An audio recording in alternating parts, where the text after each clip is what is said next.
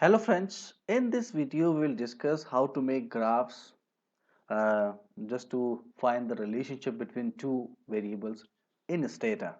Okay friends, so I have already written the commands to save our time. First, what are the variables? These are our four variables: year, electricity consumption, GDP per capita, and mobile subscribers per 100. So suppose we want to see the relationship between electricity and GDP per capita because we want to just do regression. Before that, graphically we need to know which kind of relationship they have. Is it linear? Is it non-linear? So for that purpose, we need to make a graph, scatter plot or line graph. So how to do that? So first, suppose we want to make a graph which is showing a scatter plot of GDP per capita. This is our command, friends.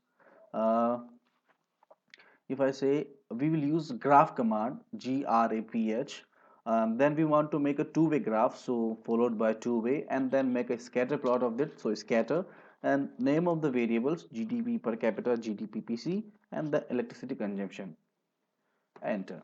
So this is the way, friends, and we can simply just Control C and Control V the way we do. We can copy and paste in Word document.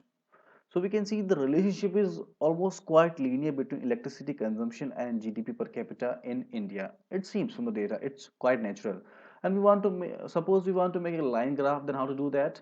What we can do simply, instead of scatter in last command, we can use line command, graph two-way line.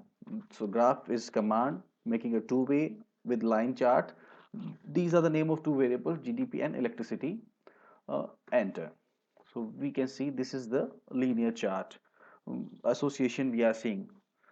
This could be tested in a numerical way by using Carl Pearson coefficient.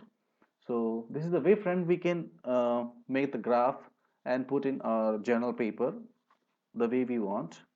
Thanks. Keep watching.